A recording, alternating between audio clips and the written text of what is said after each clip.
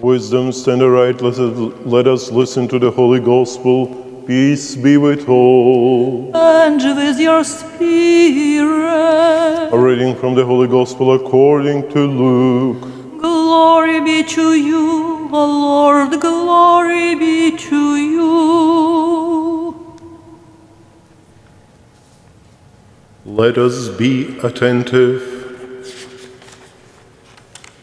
At that time, as Jesus was entering a village, 10 lepers met him, keeping their distance. They raised their voices and said, "Jesus, Master, have pity on us."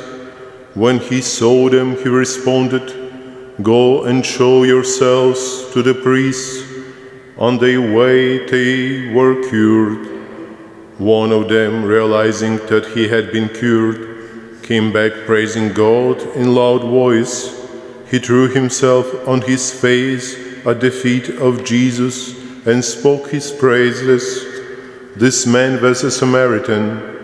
Jesus took the occasion to say, "Were not all 10 made whole? Where are the other 9?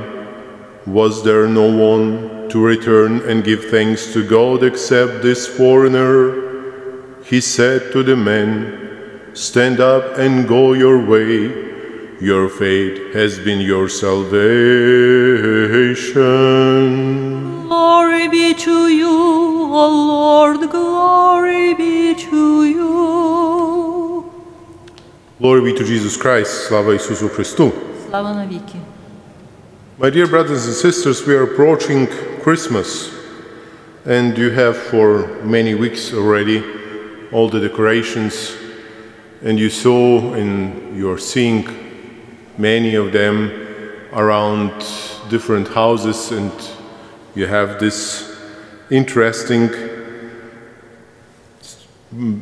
figure of Santa Claus all around riding his sledge. But generally speaking, this is even though maybe a little bit disfigured presentation of St. Nicolaus, it fits in this time, because St. Nicolaus is a great saint that announces in church calendar coming of Christmas. He is different than those Nicolauses who are advertising Coca-Cola or other stuff on TV, because the real St. Nicolaus is a special saint that is really loved by so many people. I think after the Mother of God, St. Nicolaus is the most famous of the Christian saints. Right from the beginning, from the moment he was canonized, recognized as a saint by people in the 4th century.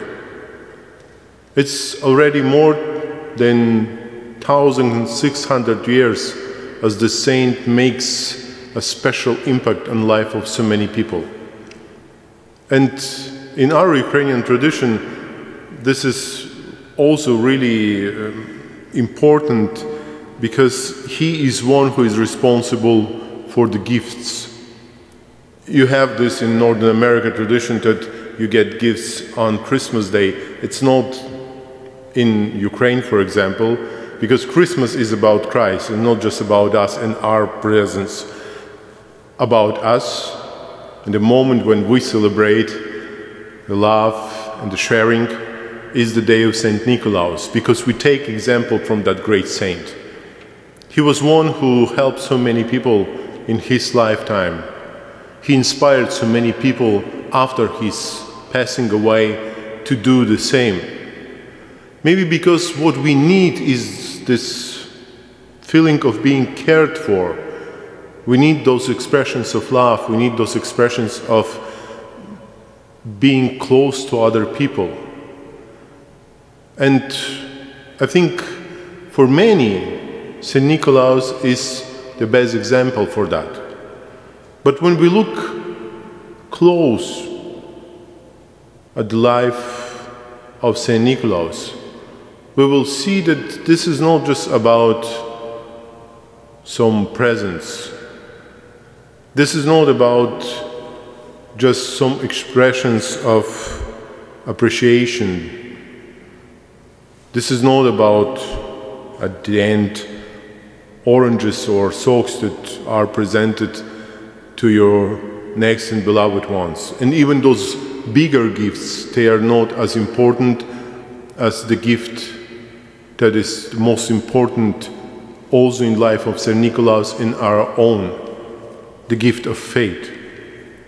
In today's Gospel that we actually read also on the day of Thanksgiving, there is a beautiful sentence at the end that Jesus is directing to that cured leper from Samaria.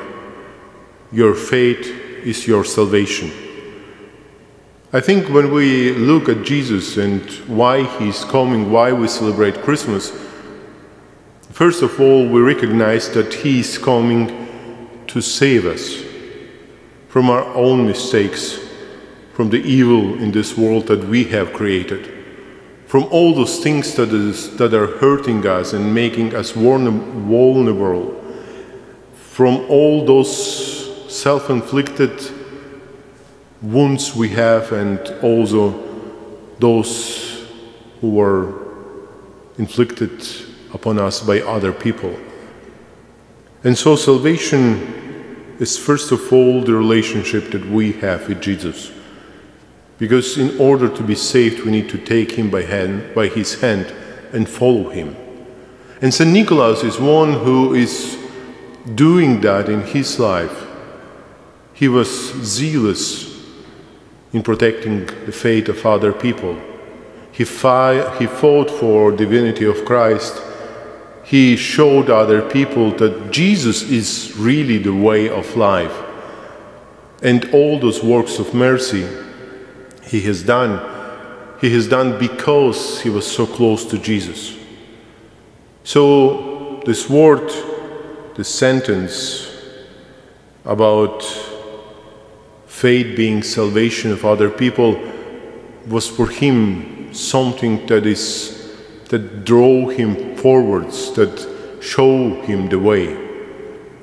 So now, when we think about gifts we about to present to other people, I think the most important gift we should never miss for the next generation, for those who are close to us, we need to give the gift of faith, because there is nothing else that will be our salvation. Big and small presents will never substitute the salvation. And salvation is only possible when we are close to Jesus, as St. Nicholas was. In our church bulletin this week, you can read a short story about the life of St. Nicholas. His life was way more fulfilled with many facts and trials even than we can put into one bulletin. So you can go on internet and look for the longer life description of St. Nicholas. Use that as an opportunity also to discover him as the giver of faith. And use that as an opportunity to discover your ability to give faith as a gift to your next generation. Maybe some people think that this is already too late because my children are grown up and they will never listen to me. You know, we never know how other people will accept and when they will accept our gifts. Sometimes a kind word, presence, merciful presence in the life of others, those are the gifts of faith that make changes. Doesn't matter how old the other's part of this gift giving is. So may the St. Nicholas give you this courage and opportunity to give the gift of faith, because this is our salvation. Slava Isusu Christu. Slava навіки.